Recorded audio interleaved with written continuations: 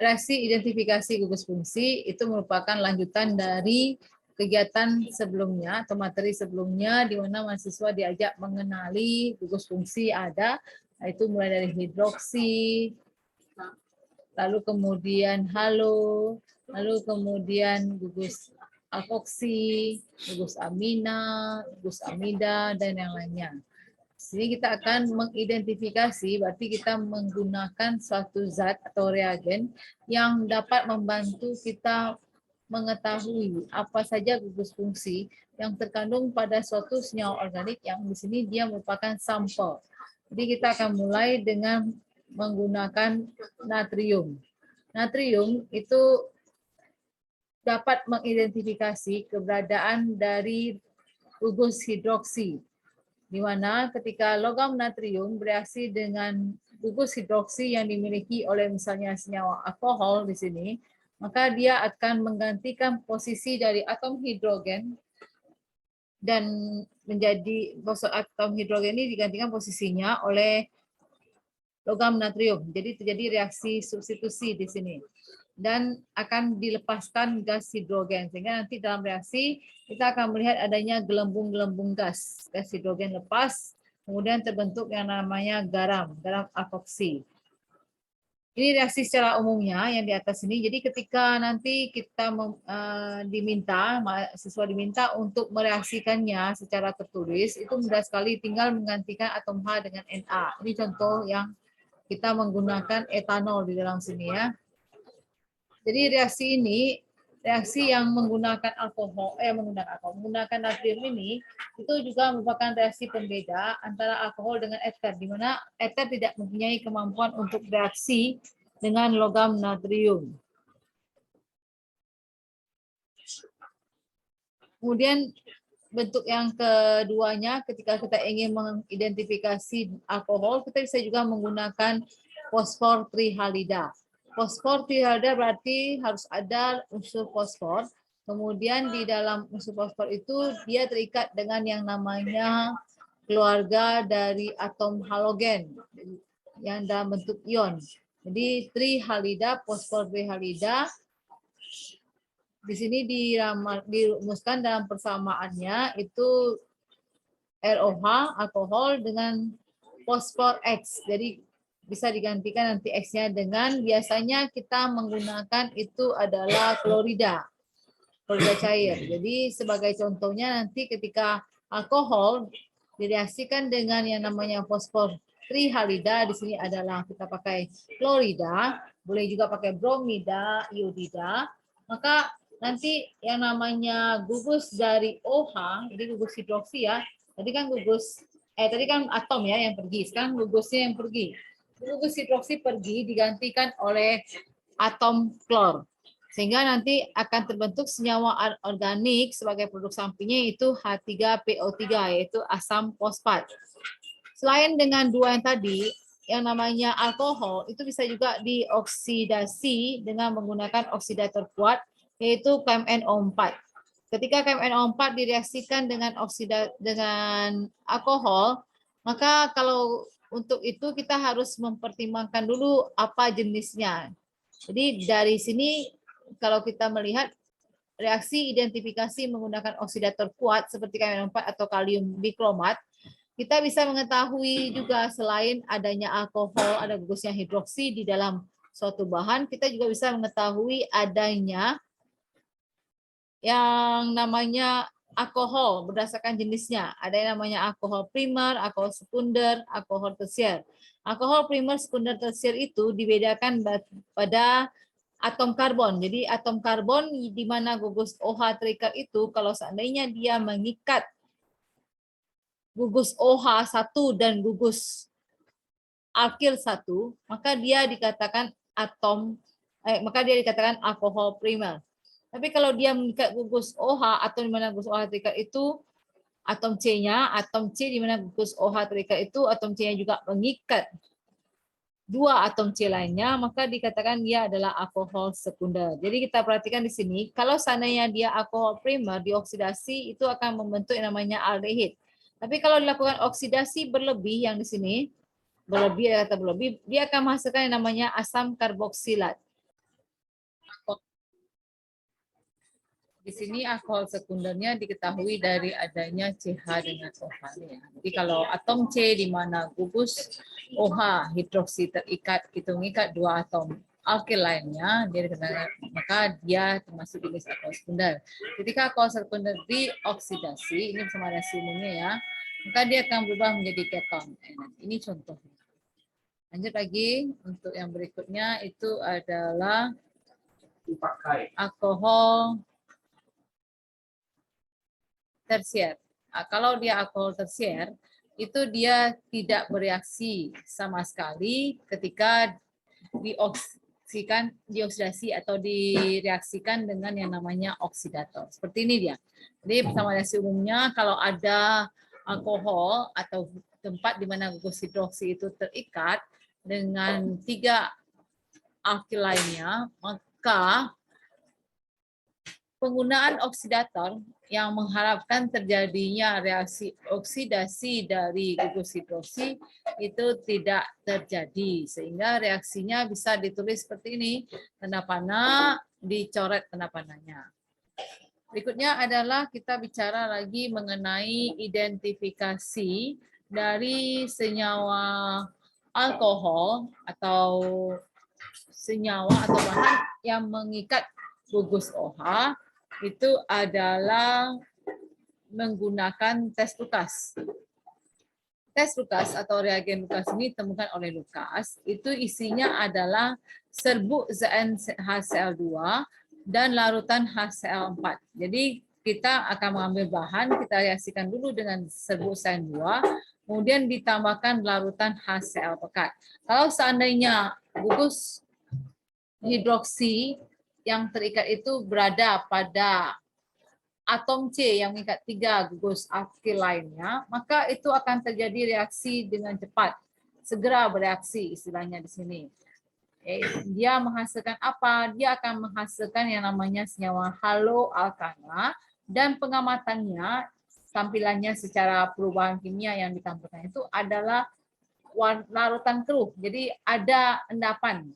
Cuma nggak putih betul, endapan betul, tapi dia lebih pada larutan keruh istilahnya, atau ada awan-awan seperti awan dia gitu. Awan itu kan tipis itu, membayang. Terbentuk 2 lapisan, itu bisa di suhu biasa, jadi segera ya. Tapi kalau seandainya dia dalam bahan itu adalah alkoholnya alkohol sekunder, itu reaksinya lambat.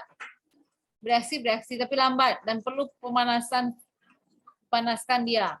Kalau nggak dipanaskan mungkin lebih lama lagi dia bereaksi. Jadi harus kita panaskan sedikit, maka setelah 5-20 menit itu akan muncul yang namanya larutan keruh atau awan. Kalau dia alkoholnya primer, maka reaksi terjadi, tapi pengamatan tidak terlihat. Jadi tidak ada perubahan kimia yang bisa diamati. Reaksi terjadi. Jadi di sini dituliskan reaksi tidak memberikan reaksi yang dapat diamati.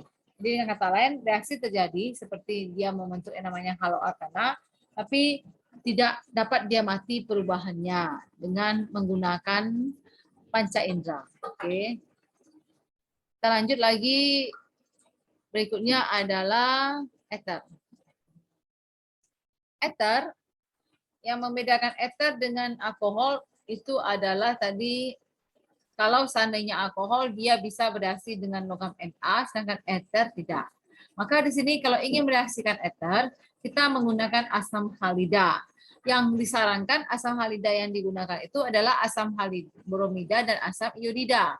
Ini sesuai dengan sifatnya ya. Di mana sifat keasamannya itu bertambah.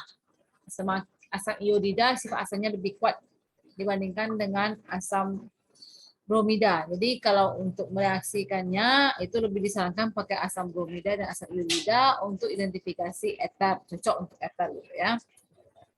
Ketika ether, ini gugus ether ya, ada alkil yang mengapit, di tengahnya ada oksigen. Jadi diperhatikan. Reaksikan dengan HBr, maka asam bromida, maka dan sedikit pemanasan ya, ada kalor, maka akan terbentuk produk senyawa organik yaitu alkohol dan haloalkana. Jadi nanti gugus alkilnya akan berbagi.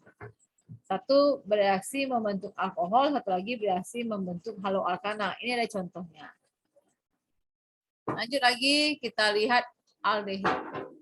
Aldehid itu ada 3 reaksi yang bisa digunakan untuk mengidentifikasi keberadaan aldehid. Yang pertama itu adalah Fehling, yang kedua itu adalah Tollens, yang ketiga itu adalah reaksi adisi. Kita lihat yang satu-satu dulu ya. Reaksi Fehling. Aldehid dengan reaksi Fehling, di mana reaksi Fehling itu mengandung yang namanya larutan tembaga sulfat, tembaga 2 sulfat, dan kalium stratat dalam kalium hidroksida, larutan natrium stratat dalam kalium hidroksida, itu digabungkan dia, maka akan 1:1 jumlahnya ya, milinya sama banyak, maka akan membuat dia menjadi suatu reagen Fehling.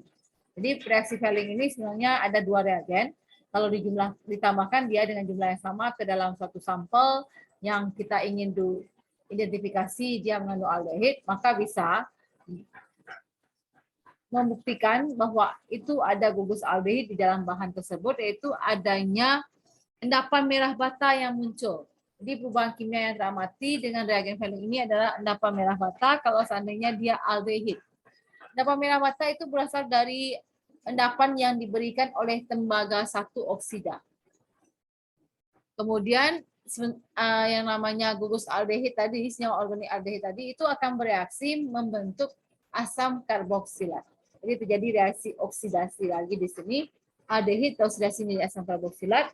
Kemudian yang namanya senyawa Cu yang masuk dalam itu bereaksi membentuk endapan tembaga 1 oksida, endapan merah bata yang bisa diamati oleh mata. Lalu untuk Tollens sendiri, Tollens itu adalah suatu reagen yang mengandung perak, senyawa kompleks ya, mengandung perak. Peraknya itu dilarutkan, perak nitrat dilarutkan dalam amonia atau amonium hidroksida. Kemudian dia direaksikan dengan suatu sampel yang diduga mengandung gugus aldehid. Kalau seandainya ada gugus aldehid, maka reagen Tollens itu akan memberikan yang namanya endapan cermin perak. Endapan cermin perak berasal dari perak, unsur logam perak yang terbentuk. Jadi reagen Tollens itu kan mengandung perak juga, perak nitrat yang dicampurkan dengan amonia, rasa amonia. Kemudian mereka bereaksi bersama-sama mengidentifikasi aldehid sehingga muncullah suatu produk asam karboksilat dari aldehid tadi yang gugus fungsinya berubah, dan Ag sendiri tadi nanti akan membentuk endapan cermin perak unsur Ag. Lanjut lagi yang berikutnya, kita juga bisa melakukan reaksi adisi dengan aldehid, di mana kalau aldehid diadisi menggunakan gas hidrogen dan katalis nikel pada suhu dan tekanan tertentu, dia akan membentuk yang namanya alkohol primer. Lanjut kepada keton. Keton merupakan isomer dari aldehid karena memiliki rumus molekul sama tapi gugus fungsi berbeda. Maka keton tidak seperti aldehid, bisa direaksikan dengan Fehling dan Tollens. Dia tidak bisa ya. Jadi Tollens tidak bisa bereaksi dengan keton, itu juga dengan Fehling. Jadi keton ini hanya bisa bereaksi secara adisi kalau kita ingin coba. Kalau seandainya reagen yang kita duga itu tidak ada apa-apa dengan Fehling, tidak ada apa-apa dengan Tollens, maka besar kemungkinan sampel bahan yang kita gunakan tadi itu adalah mengandung gugus keton. Maka kita lanjut pada reaksi adisi, bisa dipastikan dengan reaksi adisi menggunakan gas hidrogen, dia akan membentuk alkohol sekunder. Jadi nanti setelah kita duga dia adalah gugus keton, berarti ketika diadisi dia akan membentuk yang namanya alkohol sekunder, aplikasi gugus keton. Salah satunya. Lanjut lagi, setelah keton kita akan melihat atau mempelajari asam karboksilat. Asam karboksilat bisa diidentifikasi dengan menggunakan larutan natrium bikarbonat. Ini kita akan melihat adanya terbentuk yaitu senyawa berupa gas karbon dioksida, gelembung-gelembung gas, serta garam natrium alkanoat dan uap air. Ada nanti di dindingnya ya. Lanjut lagi, kalau kita ingin mengidentifikasi asam karboksilat, bisa juga kita reaksikan dengan alkohol. Kalau terbentuk ester, berarti ada baunya nanti, kayak asam sedikit reaksinya, maka dia adalah asam karboksilat.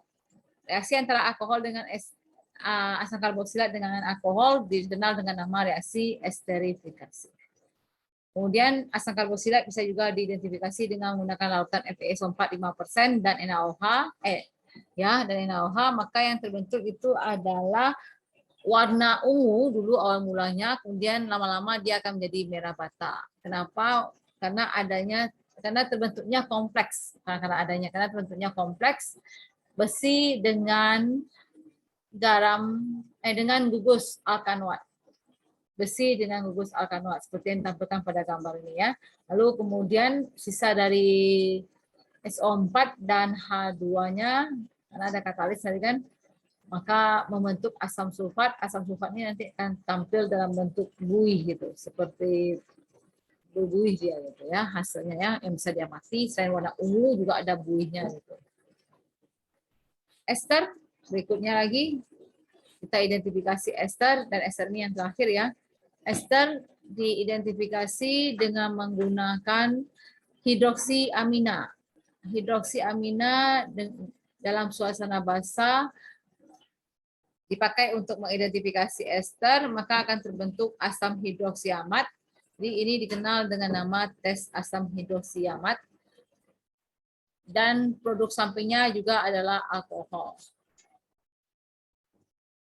Asam hidroksiamat ini kalau kita tambahkan FeSO3 lalu ditambahkan lagi alkohol, terakhir nanti dia akan memberikan warna ungu karena terbentuk kompleks asam hidroksiamat dengan Fe. Oke, kita lihat contoh dari beberapa reaksi identifikasi. Di sini ada senyawa, rumus substitut dari suatu senyawa, OH dia punya berarti ini adalah alkohol, reaksikan dengan natrium.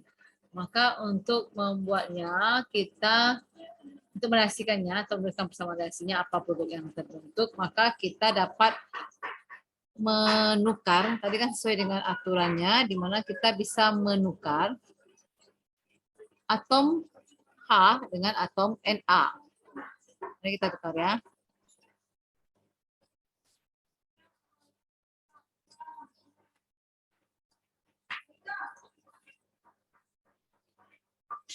Ya, kita buat seperti ini aja ya. Dan jangan lupa kita masukkan H2-nya. Boleh menyamakan koefisien reaksi. Kalau koefisien reaksinya mau disamakan, maka di sini kita letakkan menjadi 2 ya. 2, berarti ini juga 2. Kita buat angka 2, jadi 2 molekul semuanya, karena itu H2 ya. Untuk yang di bawah ini juga seperti itu, seperti hal yang sama juga ya.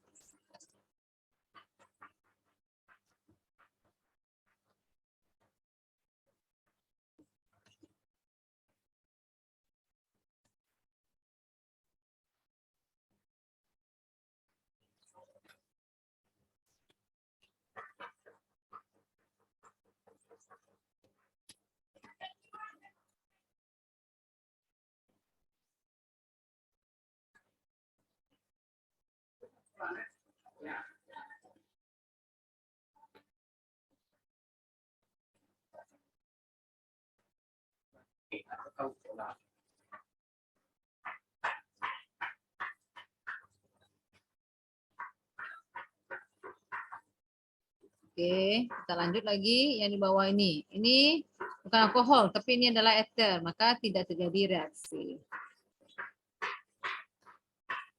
Lalu untuk ini aldehid, bukan alkohol dengan Na, berarti tidak terjadi reaksi ya, karena tidak ada di dalam yang identifikasi aldehid dengan logam Na.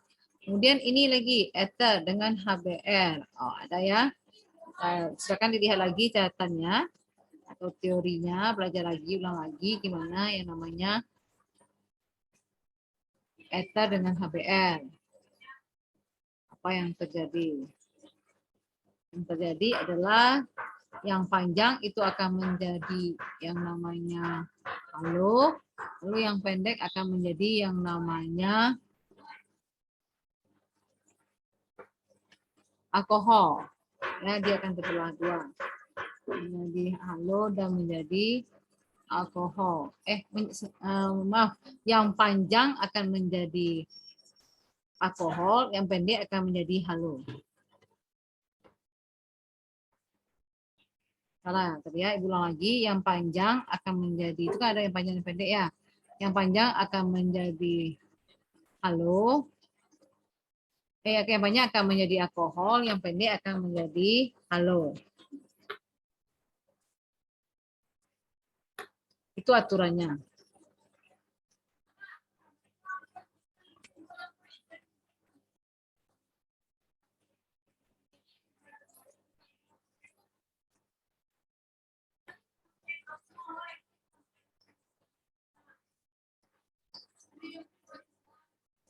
Oke. Oke. Yang panjang adalah alkohol, yang pendek adalah halo. Nah, lihat lagi yang di bawah ini ada gelas gugus alkohol dengan PCl3. Maka kita tinggal membuat saja lagi.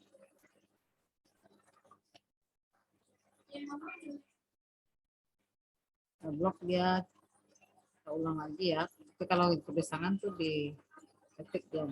Di kebiasaan tuh ditulis lagi semuanya persis, ada boleh dan salah mengikuti itu. Hanya gugus fungsinya saja yang berubah. Ini akan menjadi Cl. Lalu produk sampingnya itu adalah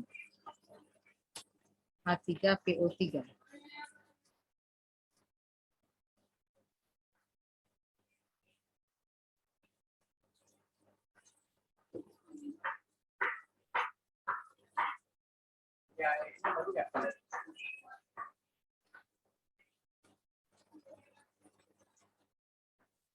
Oke, H3PO3 ya. Begitu kita lihat lagi, masih yang sama, alkohol juga dengan PCl3.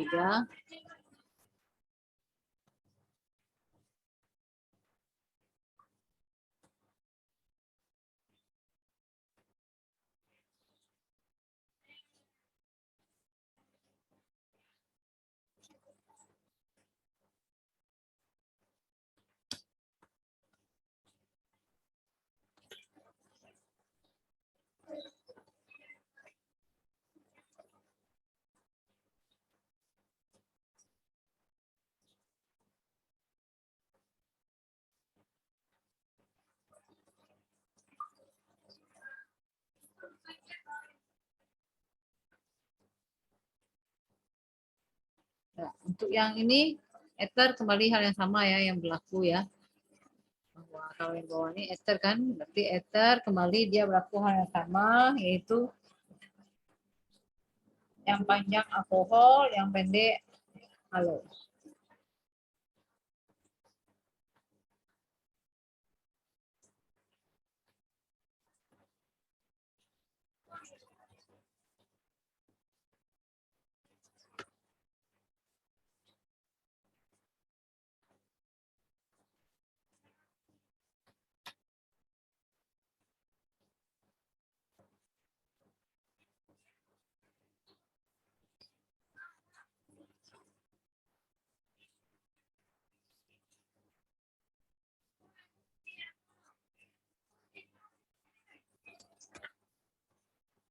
Ini lagi ada KMNO4. KMNO4 merupakan oksidator kuat sehingga kita dapat membuatnya menjadi teroksidasi alkohol primer ya, alkohol primer ya. Kalau alkohol primer maka dia akan menjadi yang namanya aldehid. Nah, selesai. Nanti hasil sampingnya itu H2O ya.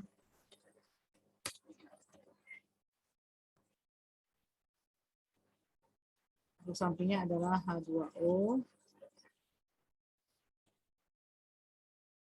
Ini juga lagi masih oksidasi, ini alkohol sekunder.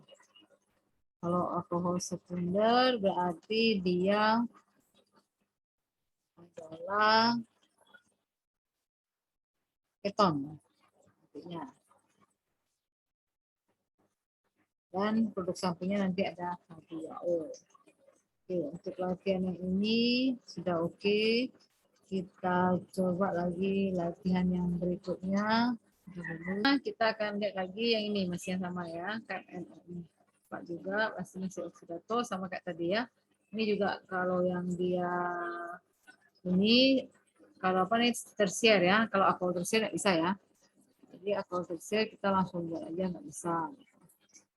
Kita coret ya. Jadi kalau dia alkohol sekunder ataupun alkohol sekunder masih bisa ya. Kalau dia alkohol itu tersier nggak bisa. Kita lanjut lagi untuk yang ini ya. Kita buat lagi yang di atas. Yang di atas belum kita buat lagi ya. Kita buat sekarang yang di atas ini. Ya cukup menggantinya saja. Di sini dia menjadi keton gitu ya. Dan yang dengan zinc, kalau zinc ini dia langsung berubah menjadi halo ya. Halo, berubah dia menjadi halo. Jadi ini lebih cepat lagi karena dia alkoholnya, enggak ini lambat alkohol sekunder ya. Kalau alkohol sekunder 5 ke 20 menit. Kita lihat adanya awan nanti. Lalu yang ini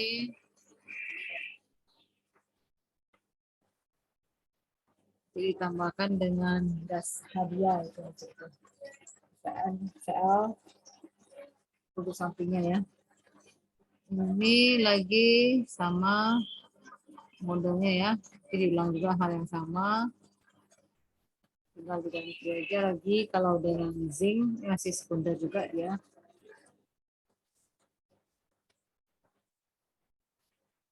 Ganti bagian itu aja, yang lain nggak ganti. Karena gugus fungsi adalah tempat reaktifan, tempat reaksinya. Kemudian untuk yang ini masih sekunder juga dia ya. Sama ya. Kita lihat lagi yang ini. Aldehid yang ini nanti yang di atas ini buat aja. Kalau yang ini berarti kita akan kalau aldehid dia dioksidasi itu akan menghasilkan yang namanya asam karboksilat. Aldehid oksidasi atau oksidasi alkohol primer berlebih gitu, akan menghasilkan yang namanya asam karboksilat. Di sini kita akan mengalami perubahan nanti tambah H2O. Kemudian kalau dengan Vehling aldehidnya nanti juga terbentuk asam karboksilat. Dan ada yang namanya CU2O.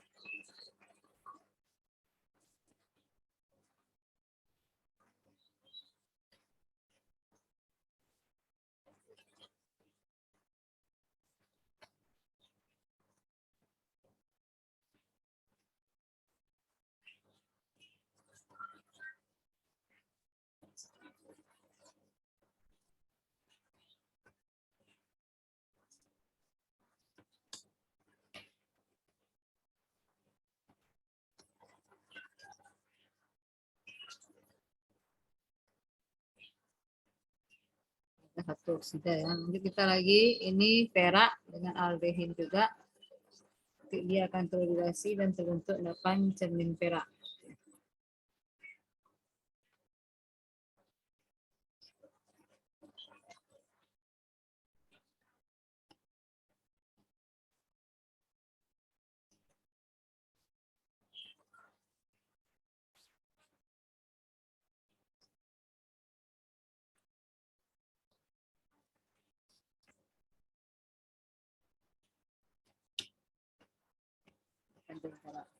Oke, selesai untuk yang ini. Kita lanjut lagi yang aldehid dengan H2. Berarti ini adalah reaksi adisi ya. Kalau reaksi adisi maka ikatan rangkap itu putus. Rangkap putus. Jadi ada ikatan rangkap putus kalau dia reaksi adisi. Nah, ini dibuang. Oh, ini tadi lupa terbawa ini. Nah, itu bisa masuk lagi ya. Jadi alkohol primer dia.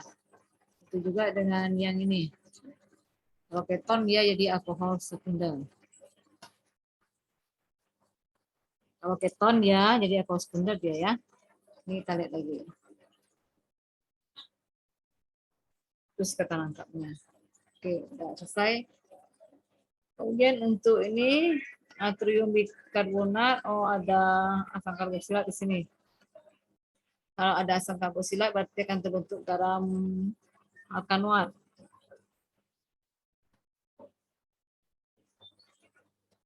Kita buat ini, kemudian kita pakai di sini.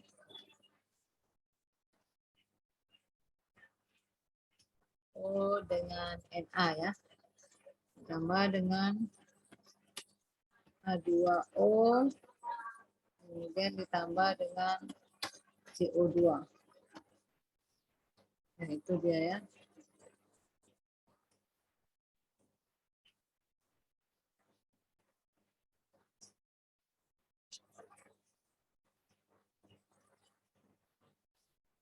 Nah, lanjut kita lagi untuk yang di bawah masih sama ya, tinggal kita rubah saja. Nanti yang namanya H di OH ini dengan Na. Kemudian untuk yang ini berarti ada asam karboksilat dan ada alkohol, maka terjadi yang namanya ester ya. Kita buat yang ini dulu.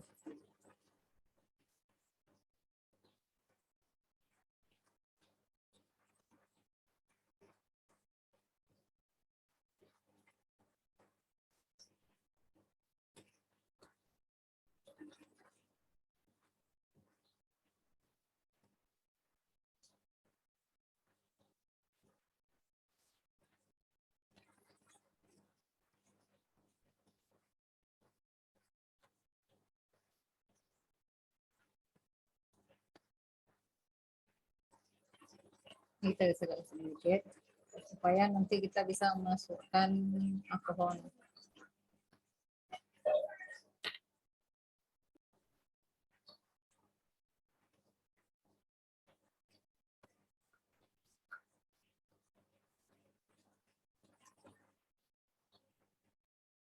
Dari alkohol akan lepas H, sementara dari karboniat akan lepas H2O.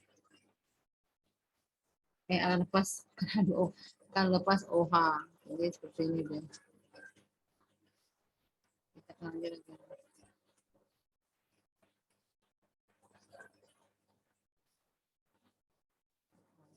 Nah, selesai. Nanti tambah H2O. Itu juga dengan yang di bawah. Sama ya, kita atur aja. Atur alkoholnya.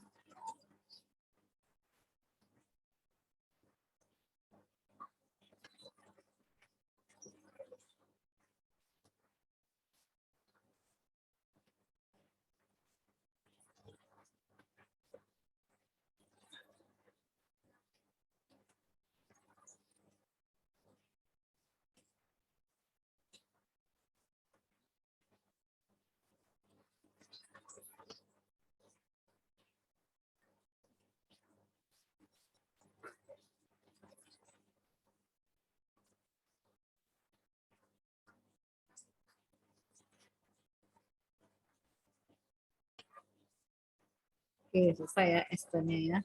Lalu asam karboksilat dengan Fe lagi. Asam karboksilat dengan Fe kita akan buat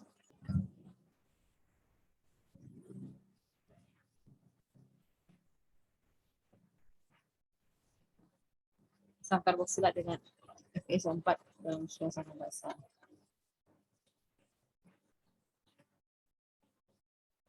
Dia akan lepas H-nya. HO akan menjadi tanpa H. Karena dia bermata negatif. Kemudian dia akan membentuk kompleks. Jadi ada kompleks di sini.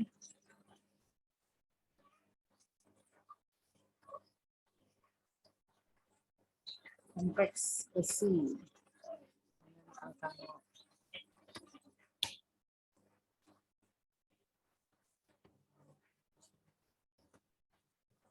Serta ada nanti warnanya ungu dan ada birunya. H2SO4-nya ya.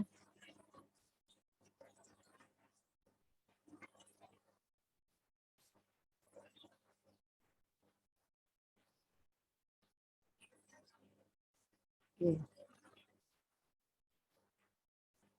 Lanjut lagi yang berikutnya. Lagi untuk membuatnya, dimana kita ambil dulu ester, ini berarti ester ya. Asam karboksila selesai ya. Kita lanjut dengan ester. Kita copy untuk asam hidroksiamat. Sampai bentuk asam hidroksiamat. Kita buat dulu asam hidroksiamatnya, nanti kalau tambah Fe dan ini baru untuk tapi dia pertama kali adalah asam hidroksiamat. Asam hidroksiamat ya, jadi namanya tesnya tes asam hidroksiamat. Jadi OH-nya akan pergi, dia akan akhirnya akan pergi membentuk alkohol. Jadi dia akan tinggal sebagai asam hidroksiamat.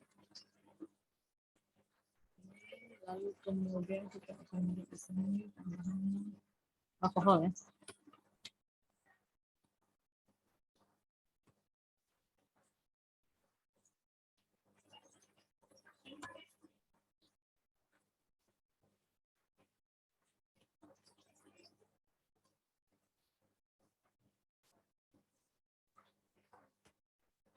Oke, ini jadi ya, asam hidroksiamat dengan metanol.